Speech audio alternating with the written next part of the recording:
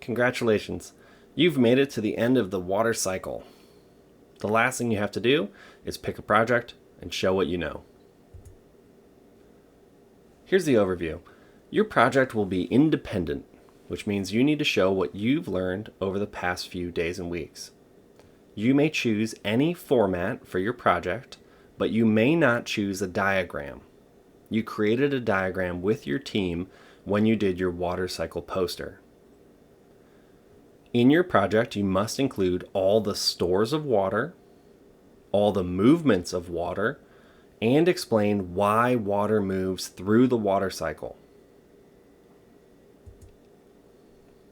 The first thing you're going to want to do is choose a format. These are 4 options. You do not need to choose from one of these options, but it might be a good place to start.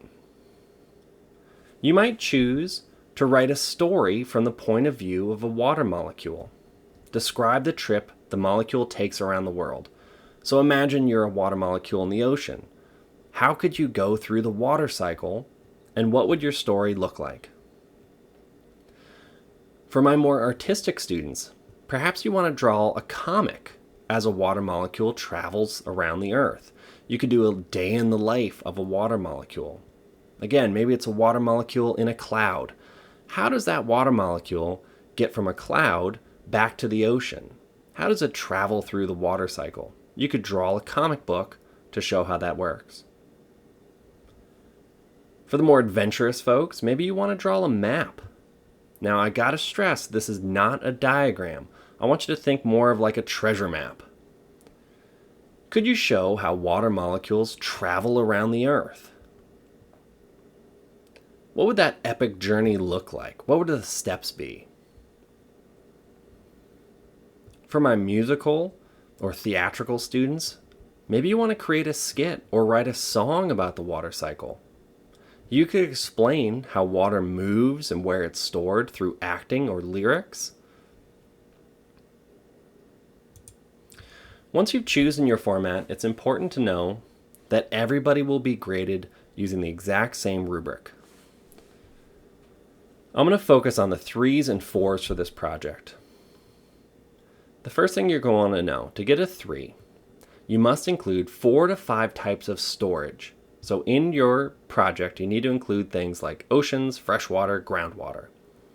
You also need to correctly state how the water moves between the stores. So between the ocean and the atmosphere, I should see evaporation. Again, you need to do 4 to 5 types of storage and movements to get a 3. If you want to push yourself to earn a 4, I should see all types of storage and all the movements between the stores. Speaking of movement of water, understanding why things happen is the most important part of science. In your project, you must correctly explain why water moves. So why does water go from the ocean to the atmosphere? That should be explained in your project. If you want to push yourself for a 4, make sure you're explaining that for all of the steps. Depending on your combination of grades for these 2 sections, you'll earn an overall mastery grade on this standard. In addition to that, you'll earn a grade based on the quality of your work. Again, I'm going to go over the 3s and the 4s. Turn a 3, your work should show commitment to quality. It should look like you took your time and cared about this project. If you made errors, that's okay, but it shouldn't distract the audience from your information. So if you made a mistake, it shouldn't make people be confused as to how the water cycle works. In order to get a 4, I should see exceptional commitment to quality. Drawing should be beautifully done.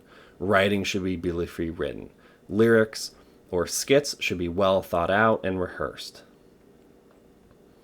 There should be no distracting errors, and your project should clearly communicate the scientific information.